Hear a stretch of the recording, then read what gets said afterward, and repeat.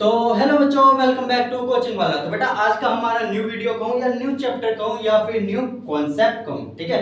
क्योंकि last video में हमने चैप्टर 3 जो है अपना पूरा कंप्लीट कर लिया था, ठीक है बेटा। अगर कोई बच्चा नया है चैनल पे तो जाकर के पीछे के सारे वीडियो देख लेना, first chapter, second chapter and third chapter का, ठीक है। तो आज हम स्टार्ट करने वाले हैं बेटा अपना फोर्थ चैप्टर, क्लास 10 का अपना चैप्टर हम 4 स्टार्ट करने वाले हैं। आज का हमारा नॉर्मली वीडियो जो है वो इंट्रोडक्शन पार्ट है। कौन सा है बेटा? Introduction part. तो आज हम पूरा अपना इंट्रोडक्शन करेंगे इस चैप्टर के। चैप्टर 4 में हम क्या क्या पढ़ने वाले हैं, क्या क्या नहीं पढ़ेंगे, वो सारा आज हम अपना इंट्रोडक्शन पार्ट कंप्लीट करेंगे, इंट्रोडक्शन अपना बेस क्लियर करेंगे, ठीक है बेटा। तो चलो वीडियो को स्टार्ट करें बिना टाइम वेस्ट किए, ठीक है। तो चैप्टर का नाम आप सभी को पता ही होगा। चैप्टर का नाम क्या है बेटा? Quadratic equation. क्या है? Quadratic equation. क्वाड्रेटिक इक्वेशन देखो नाम से ही पता चल रहा होगा क्या क्वाड्रेटिक मतलब होता है दो टर्म। क्वाड्रेटिक मतलब होता है दो, पावर मींस क्या हो गया? दो हो गया, ठीक है। तो देखो मैंने डेफिनेशन लिख रखा है बेटा, क्वाड्रेटिक इक्वेशन का डेफिनेशन क्या होता है। देखो a polynomial of degree 2 is called quadratic equation. मतलब एक पॉलिनोमियल ऑफ डिग्री मतलब एक हमारा इक्वेशन हो जिसकी पावर, डिग्री का मतलब क्या होता है? जिसकी पावर हमारे पास दो हो उसको हम क्या कहते हैं बेटा? क्वाड्रेटिक इक्वेशन, ठीक है। लिखा है a polynomial of degree 2 is called quadratic equation. मैं लास्ट वीडियो में हमने थर्ड चैप्टर में भी पढ़ा था बेटा डिग्री ऑफ पॉलिनोमियल क्या होता है। मींस डिग्री का यूज क्या करते हैं? जिसकी पावर में या किसी इक्वेशन में मान लो कि हमारी x स्क्वायर हो मींस पावर 2 हो, वो हमारी क्या कहलाती है बेटा? डिग्री। तो लिखा है अ पॉलिनोमियल ऑफ डिग्री, एक पॉलिनोमियल की डिग्री हमारी 2 हो उसको हम क्या बोलते हैं बेटा? Quadratic equation. जैसे कि एग्जांपल में देखो, एग्जांपल में देखो क्या है बेटा? 2x स्क्वायर प्लस में 4x प्लस में 3, ये हमारी एक इक्वेशन होगी। इसकी पावर क्या है बेटा? 2 है, x की पावर 2 है। देखो ये सारे सेम है ना, तो 2x स्क्वायर प्लस में 4x प्लस 3 इक्वल्स टू 0, ये हमारी क्या होगी बेटा? एक क्वाड्रेटिक इक्वेशन का इक्वेशन बन गई। क्या बन गई बेटा? एक क्वाड्रेटिक इक्वेशन बन गई। अगर जस्ट इमेजिन मान लो कि 2x स्क्वायर प्लस में 4b होता या 4y होता तो ये हमारी क्वाड्रेटिक इक्वेशन नहीं बनती, याद रखना, ठीक है। अगर हमारी ये y x के जगह यहाँ पे सेकंड टर्म में x की जगह कुछ और होती तो वो हमारी टर्म नहीं बनती, ठीक है। तो 2x या फिर तो पूरे इक्वेशन में एक ही कौन उसके वेरिएबल की बात की जाए, ठीक है, एक ही वेरिएबल की बात की जाए तो वो हमारी क्वाड्रेटिक इक्वेशन में बनेगी, या 2 वेरिएबल आ जाएगा तो वो हमारी बेटा क्वाड्रेटिक इक्वेशन नहीं बनेगी। ये बात ध्यान रखना, ठीक है। तो 2x square plus 4x equal plus 3 equals to 0, ये हमारी पहली एग्जांपल हो गया। दूसरा एग्जांपल देखो जैसे कि 3a स्क्वायर प्लस में 4a प्लस 5 इक्वल्स टू 0, ये हमारा क्या हो गया? एक क्वाड्रेटिक इक्वेशन का एग्जांपल हो गया। a की पावर 2 है मींस क्या हो गया बेटा? a की हमारी क्या होगी? क्वाड्रेटिक इक्वेशन का एग्जांपल हो गया। यहां तक बात समझ में आ गई? चलो अब हम पढ़ते हैं बेटा। देखो ये तो समझ में आ गया। अब भैया इसमें हम जनरल फॉर्म या स्टैंडर्ड फॉर्म की बात कर लेते हैं। किसकी बेटा? जनरल फॉर्म या स्टैंडर्ड फॉर्म। देखो लिख लेना, ये मेन है तुम्हारा फॉर्मूला है, जनरल या स्टैंडर्ड फॉर्म की बात करते हैं। जनरल या स्टैंडर्ड फॉर्म जो इसका होता है ना बेटा, वो होता है ax स्क्वायर प्लस में bx plus c equals to 0। ये हमारा क्या होता है बेटा? जनरल या फिर स्टैंडर्ड फॉर्म। आगे बात समझ में बेटा, जनरल या स्टैंडर्ड फॉर्म क्या होता है बेटा? ax स्क्वायर प्लस bx, ये है bx, ठीक है। ax square plus bx plus c equals to ये 0 हो गया, ठीक है। ये हमारा जनरल या स्टैंडर्ड फॉर्म इसको कहते हैं, ठीक है। अब बेटा इसमें आप पूछोगे कि भैया a b c क्या होती है? a b और c क्या होती है? ये बेसिक चीज है बेटा। a b और c हमारे क्या है? एक हमारी क्या है? Constant term. क्या है? कांस्टेंट टर्म, ठीक है। आगे बात समझ में। कांस्टेंट टर्म का मतलब क्या होता है बेटा? एग्जांपल में लिख देता हूं, अल्फाबेट कह रहा हूं, न्यूमेरिकल वैल्यू 0 से लेकर के इनफाइनाइट तक, इसको हम क्या बोलते हैं बेटा? कांस्टेंट टर्म, ठीक है। जैसे कि काउंटिंग नंबर आती है ना 1 2 3 4 5 6 7 8 9 10 11 12 ये सारे हमारे क्या होते हैं बेटा? कांस्टेंट टर्म होते हैं, ठीक है। तो a b c हमारे क्या है? एक कांस्टेंट टर्म है। यहां तक बात समझ में आ गई? चलो इसी में देखो बेटा, इसी में हमारा देखो एक बात बता दे रहा हूं, इसमें a b c तो हमारे क्या हो गया? कोएफिशिएंट ऑफ कांस्टेंट टर्म या फिर कोएफिशिएंट या कांस्टेंट टर्म कह सकते हो। एक बात याद रखना, इसमें बेटा a नॉट इक्वल टू 0 होगा, मतलब a की वैल्यू 0 नहीं ले सकते। उसके अलावा हम b c की वैल्यू 0 ले सकते हैं, बट a की वैल्यू हम 0 नहीं ले सकते। ये बात ध्यान देना, ठीक है। a की वैल्यू हम 0 नहीं ले सकते, ठीक है। उसके अलावा हम कुछ भी ले सकते हैं, तो a नॉट इक्वल टू 0 आएगा, b c की वैल्यू हम 0 ले सकते हैं। यहाँ तक बात समझ में आ गई। चलो अब देखो इसी में एक हमारा नया चीज कहूं या फिर सेम, देखो अब इसमें ये यहाँ तक समझ में आ गई थी ना बेटा। अब देखो इसमें एक बात बताना भैया, अगर इस पूरे टर्म में बात की जाए तो भैया इसका कोफिशिएंट ऑफ क्या होगा भैया, कोफिशिएंट क्या निकलेगी, तो भैया देखो ax² में कोफिशिएंट क्या होगी बेटा, कोफिशिएंट क्या होगी जल्दी बताओ, कोफिशिएंट क्या होगी, a होगी, कोफिशिएंट ऑफ a होगी। अब bx में क्या होगी भैया, bx में क्या होगी भैया, bx में क्या हो जाएगी बेटा, ये आपकी b हो जाएगी, और c तो हमारी क्या है ऑलरेडी क्या है, कांस्टेंट या फिर कोफिशिएंट टर्म, ठीक है। आगे बात समझ में।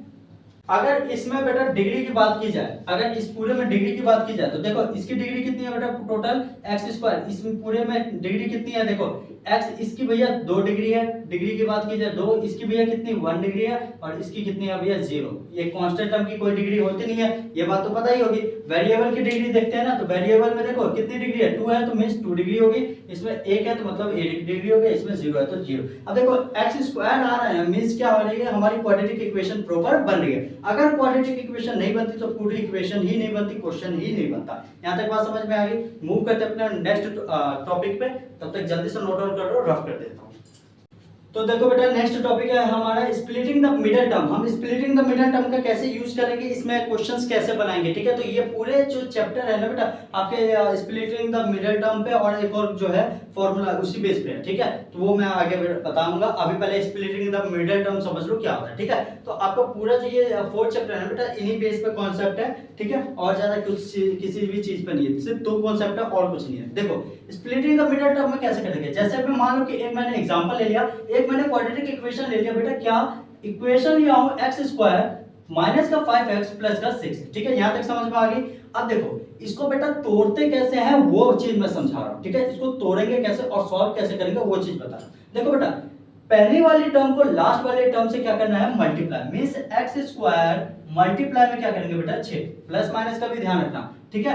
अब देखो यहाँ कुछ नहीं है तो मतलब 1 है, ठीक है। तो यहाँ पे क्या आ जाएगा 6x² मल्टीप्लाई करने पे क्या आ गया बेटा 6x², मींस ये हमारा क्या हो गया, प्रोडक्ट ऑफ जीरोस, क्या हो गया, ये सम ऑफ प्रोडक्ट हो गया, ये क्या हो गया बेटा सम ऑफ प्रोडक्ट, और ये क्या होता है बेटा सॉरी सम ऑफ प्रोडक्ट, और ये क्या हो गया बेटा सम ऑफ रूट, प्लस बीच वाला क्या हो गया, देखो प्लस करने पे आना चाहिए 5x, मींस हम क्या करेंगे बेटा 6x² का एलसीएम लेंगे। 6 का एलसीएम लोगे तो कितना, 2 से 3 और 3 से 1, मतलब 3 प्लस 2, 3 प्लस 2 कितना होता है बेटा 3 प्लस 2 कितना होता है 5, तो ये हमारे क्या होगी सम ऑफ जीरोस।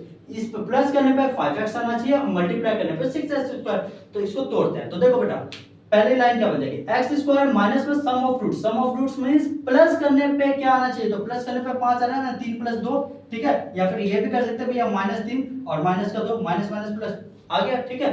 और क्या आ गया x² minus sum of roots bracket close करके x प्लस में क्या करेंगे बेटा प्रोडक्ट ऑफ जीरोस। यहां तक बात समझ में आ गई।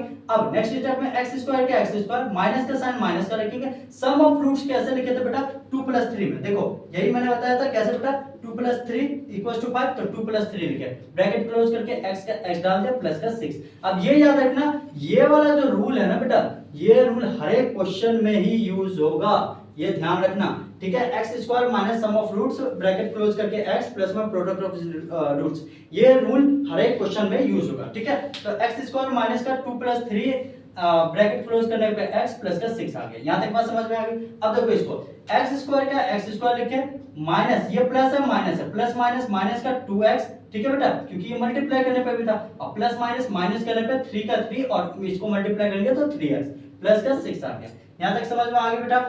अब नेक्स्ट स्टेप में बेटा देखो इन दोनों टर्म में से क्या करेंगे बेटा कॉमन लेंगे, ये दोनों में से कॉमन लेंगे और इस दोनों में से कॉमन लेंगे। तो इन दोनों में से कॉमन लेंगे तो बेटा x कॉमन आ गया, तो अंदर क्या बच जाएगा, यहां से एक x हट गया तो बच क्या गया बेटा x माइनस का साइन, और इसमें से x तो बाहर चला गया तो ये 2 बचा, तो ये 2 आ गया, ठीक है। फिर हम माइनस का माइनस साइन लगाए, इन दोनों में से कॉमन क्या आ गया बेटा 3 कॉमन आ गई, अंदर क्या बच गया बेटा एक बार x और ये 3 कॉमन आ गई, तो 3 2 जा 6 बच गया, तो अंदर आ गया क्या 2 आ गया, तो 3 बाहर आ गई, अंदर में क्या बच गया बेटा x - 2। यहां तक बात समझ में आ गई। अब देखो नेक्स्ट स्टेप में बेटा एक बार ये बन गया और ये दोनों चीज ये वाली टर्म और ये वाली टर्म कॉमन है, तो हम क्या लिखते हैं सिंगल बार लिखते हैं, मतलब एक ही बार लिखेंगे। तो x - 2 और x - 2 याद रखना एक चीज, ये हमेशा ये दोनों हमेशा बेटा सेम आएगा। अगर आपका डिफरेंट आ रहा है समझ लेना, फिर वहीं पे आपने आंसर गड़बड़ किया, समझ गए। अगर ये आपका डिफरेंट आ रहा है ना दोनों, तो समझ लेना कि आपने वहीं पे आपका सोल्यूशन पूरा गलत है। ये दोनों हमेशा सेम आता है बेटा, ये वाली और ये वाली कॉमन चीज होती है, तो ये हमेशा ही सेम आता है, ठीक है। तो एक बार x माइनस 3 आ गया, x माइनस 3 आ गया, एक बार x माइनस 2 आ गया, ये दोनों कॉमन है, तो कॉमन को हम एक सिंगल टर्म में लिखते हैं, तो x माइनस 2 और x माइनस 3। यहाँ तक बात समझ में आ गई।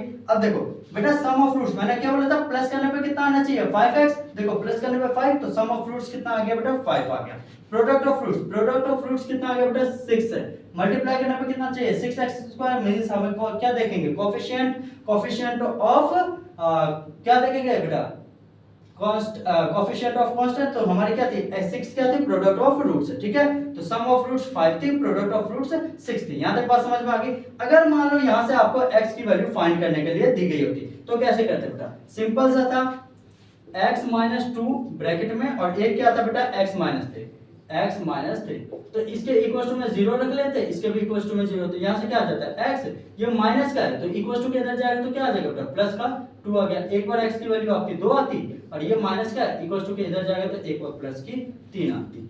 आपका split of the middle term खत्म होता है। अब ये बताओ बेटा किस किस बच्चे को समझ नहीं आया, जिसको समझ नहीं आया तो मुझे कमेंट सेक्शन में बताना, मैं फिर से आपके लिए कोशिश करूंगा, या मुझे व्हाट्सएप पे पर्सनली मैसेज कर देना, ठीक है। तो स्प्लिट द मिडिल टर्म हमारा खत्म होता है। अब हम मूव करते हैं बेटा अपने नेक्स्ट टॉपिक पे, ठीक है। ये हमारा पूरे इंट्रोडक्शन का लास्ट टॉपिक है, चलो मूव करते हैं, जल्दी से नोट डाउन कर लो। तो देखो बेटा ये हमारा लास्ट टॉपिक है इस चैप्टर का, ठीक है। इंट्रोडक्शन का लास्ट वीडियो है, लास्ट टॉपिक है। तो ये टॉपिक का नाम है बेटा क्वाड्रेटिक फार्मूला, या फिर इसको नेचर ऑफ रूट कहते हैं, ठीक है। क्वाड्रेटिक फार्मूला या फिर इसको हम नेचर ऑफ रूट कहते हैं, ठीक है। आप दोनों में से कुछ भी बोल सकते हो, या फिर क्वाड्रेटिक फार्मूला बोलो या नेचर ऑफ रूट बोल दो। इसका सिंपल सा एक फार्मूला है बेटा x इक्वल्स टू में minus B plus minus under root का B square minus 4a upon में 2a। ये हमारा क्या है बेटा फॉर्मूला, ठीक है, याद रखना ये हमारा क्या है बेटा फॉर्मूला। इसको नोट डाउन कर लो अच्छे तरीके से। और लास्ट जो मैंने इसे स्प्लिट द मिडिल टर्म बताया था उसमें क्या करवाया था, एक्स स्क्वायर माइनस का ब्रैकेट में sum of roots bracket close करने पे x और प्लस में प्रोडक्ट ऑफ रूट्स, ये करवाया था। तो वो एक फॉर्मूला था, तो उसको भी नोट डाउन कर लो। ये दो इस टॉपिक इस चैप्टर में सिर्फ और सिर्फ ये दो फॉर्मूले, इस दो फॉर्मूले पे ही, दो फॉर्मूले के बेस पे ही आपका पूरा चैप्टर है, या कहूं तो पूरे चैप्टर का कॉन्सेप्ट या बेस पूरा है, ठीक है। दो फॉर्मूले में, और एक कौन सा बेटा, एक स्प्लिट द मिडिल टर्म वाला, और एक आपका ये हो गया कौन सा बेटा नेचर ऑफ रूट्स, या फिर हम क्वाड्रेटिक फार्मूला कहते हैं, ठीक है। तो पहले वाला फॉर्मूला पता चल गया कौन सा बेटा, एक्स स्क्वायर माइनस में sum of roots bracket close करने पे x, फिर प्लस में प्रोडक्ट ऑफ रूट्स करते थे। और इस वाले में क्या करते हैं बेटा, x इक्वल्स टू में माइनस का b plus minus under root b square minus 4ac upon में 2a। ये हमारा क्या हो गया बेटा फॉर्मूला हो गया। इसका मेन देखो, जैसे एक इक्वेशन ले लिया क्या बेटा ax स्क्वायर, फॉर्मूला के बेस पे मैं पूरा आपको समझा देता हूं, ठीक है बेटा। जैसे देखो हमने इक्वेशन ले लिया क्या बेटा, देखो ax स्क्वायर प्लस का bx प्लस का c, ठीक है भैया। ax स्क्वायर प्लस का bx प्लस का c ले लिया, यहां तक बात समझ में आ गई। अब देखो बेटा a का मतलब कुछ भी, a b और c ये हमारी क्या थी कोफिशिएंट, क्या थी कोफिशिएंट या फिर कांस्टेंट टर्म, कोफिशिएंट बोलो या फिर कांस्टेंट टर्म बोलो, आपकी मर्जी, ठीक है। तो ए बी सी हमारा क्या है कोफिशिएंट या फिर कांस्टेंट टर्म, यहां तक बात समझ में आ गई। अब देखो पूरे इस बेस पर बताता हूं। देखो b का मतलब क्या हो गया, क्या हो गया बेटा sum of roots under root B square, मतलब यही रूट लेना है, माइनस का 4 मल्टीप्लाई में a का मतलब क्या हो गया ये वाला फर्स्ट टर्म, और अपॉन में 2a माइनस 2 और a की वैल्यू ये पुट करनी है। तो देखो रूल क्या होता है बेटा, अगर b square minus 4ac greater than 0 से बड़ा हो, अगर बी स्क्वायर माइनस 4ac हमारे 0 से बड़ी होगी तो हमारे उसके दो डिफरेंट रूट्स निकलेंगे, मींस दो डिफरेंट रूट्स निकलेंगे, मतलब दो अलग अलग आंसर निकलेंगे। जैसे अभी मैंने निकाला था ना बेटा, x की दो वैल्यू आई थी, डिफरेंट वैल्यू आई थी ना, वो निकलेगी, ठीक है। B square minus 4ac greater than अगर 0 से बड़ी होगी तो हमारे दो डिफरेंट रूट्स निकलेंगे। आगे दूसरा बेटा देखो, दूसरा रूल क्या कह रहा है, पहला हो गया, दूसरा रूल देखो क्या कह रहा है बेटा, b square minus 4ac equal to में 0 आएगा तब हमारे दो इक्वल रूट निकलेंगे, मतलब जो हमारी x की वैल्यू अभी हमने डिफरेंट में आई थी ना, तो वो x की वैल्यू क्या आएगी बेटा सेम आएगी। जैसे देखो मान लो कि ये हमारी अगर इससे 0 से बड़ी होगी तो डिफरेंट रूट, मान लो कि x माइनस 4 और एक x प्लस 2 हो जाएगी, इस टाइप से निकलेगी। अगर ये हमारे क्या बेटा b square minus 4ac equal to 0 आ गई तो हमारी क्या हो जाएगी, मानो कि x प्लस 2 और फिर दूसरी भी इसकी क्या निकलेगी, x प्लस 2 ही निकलेगी। ठीक है, अब देखो इसका रूल अभी बता देता हूँ। B square minus 4ac less than 0, मतलब 0 बड़ी हो इससे तो हमारी एक भी रियल रूट नहीं निकलेगी, मतलब ये आंसर हमारा शो ही नहीं करेगा, मतलब बनेगा ही, ये आंसर ही इसका आएगा नहीं, गलत आएगा। ठीक है, यहाँ तक बात समझ आएगा कि बिल्कुल कॉन्सेप्ट मैंने बता दिया। अब देखो, अब बोलोगे कि भैया बी स्क्वायर माइनस 4ac होता क्या, तो मान लो मैं यहाँ समझा देता हूँ। देखो बेटा बी स्क्वायर माइनस 4ac का मतलब 4ac इसका मतलब क्या हो गया बेटा कि हमें है ना कोई क्वाड्रेटिक इक्वेशन दी गई होगी ना, उस इक्वेशन में है ना ए बी सी को वैल्यू को पुट करके चेक करना है कि 0 से बड़ी है, 0 से छोटी है या 0 के इक्वल है। अगर हमारी 0 से बड़ी होगी तो उसके दो अलग अलग आंसर निकलेंगे, अगर 0 के इक्वल होगी तो दो डिफरेंट आंसर निकलेंगे, अगर 0 से लेस देन होगी तो हमारी क्या निकलेगी बेटा, इसके कोई भी रियल रूट्स नहीं निकलेंगे। ठीक है, 0 से हमारी क्या हो, लेस देन हो, 0 से कम वाली वैल्यू के कोई भी रियल रूट्स नहीं निकलेंगे। जैसे कि मान लो मैंने मान लिया भैया 2x स्क्वायर प्लस का 3x प्लस का 5। ठीक है, तो अब देखो बी स्क्वायर क्या है, 3 मतलब 3 3 जा 9, माइनस में 4 मल्टीप्लाई में ए वैल्यू कितना थी बेटा 2, तो 2 लिया मल्टीप्लाई में, सी की वैल्यू कितनी है बेटा 5, तो ये ले लिया 5। तो देखो 9 माइनस में 4 दूना 8 और 8 पंचे कितना होता है 40, 4 दूना 8 8 पंचे 40, यही होता है ना, 5 दूना 10 10 पंचे 10 चौक 40। ठीक है, तो ये आ गई 40, तो मतलब 9 में से 40 जाएगी तो बेटा क्या आएगी, माइनस का कितना आ जाएगा 31। ये हमारे किस में है बेटा, माइनस का 31 किससे है भैया, 0 से, तो काफी ही छोटी वैल्यू है, मींस 0 वाली है, तो इसके भैया क्या होंगे, आंसर नहीं निकलेगा। ठीक है, अगर मान लो यहीं पे हमारा यहाँ पर मान लो कि 1 दिया गया होता, सी की वैल्यू कितनी 1 दी गई होती, तो भैया सी की वैल्यू 1 दी गई है तो मतलब 4 दूना 8 होगा, मतलब 9 में से 8 जाएगा तो भैया प्लस का क्या आएगा बेटा, प्लस का 1 आएगा, मींस ये हमारी क्या बनेगी बेटा, प्लस का 1 आएगा तो मतलब क्या भैया 0 से हमारी क्या हो रही है, बड़ी हो रही है, मतलब 0 से बड़ी हो रही है, तो इसके भैया दो डिफरेंट रूट्स निकलेंगे, मान लो कि x प्लस 2 और एक x माइनस 3, इस टाइप से निकलेगी। आगे बात समझ में, ठीक है। अगर मान लो यहाँ पे कि भैया ये तो 4 ये मान लो यहाँ पे मान लो b की वैल्यू आप 4 मान लो, भैया 4 चौक 16 हो गया। ठीक है भैया, और ये हो गया आपका 4, a की वैल्यू मान लो कि आप कितना 4, a की वैल्यू आप 4 मान लो, a की भी वैल्यू भी 4 मान लो, तो बेटा देखो 4 मल्टीप्लाई में 1, 4 चौक 16, तो ये भी 16 आ गया, मतलब 16 इक्वल टू क्या आ जाएगा 0, तो क्या 0 भैया 0 के इक्वल आ रहे हैं, तो इसके क्या होंगे, सेम आंसर आएंगे, मतलब x प्लस 2 और x प्लस 2 आएगी।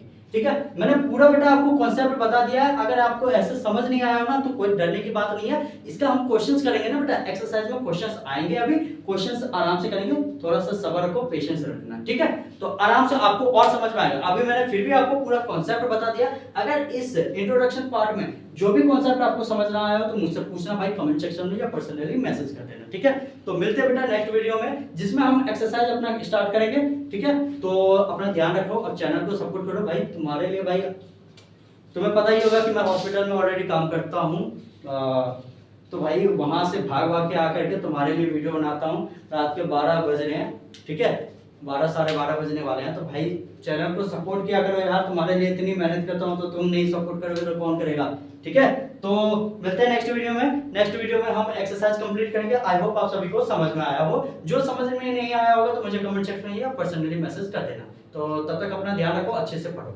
ठीक है, बाय बाय बेटा।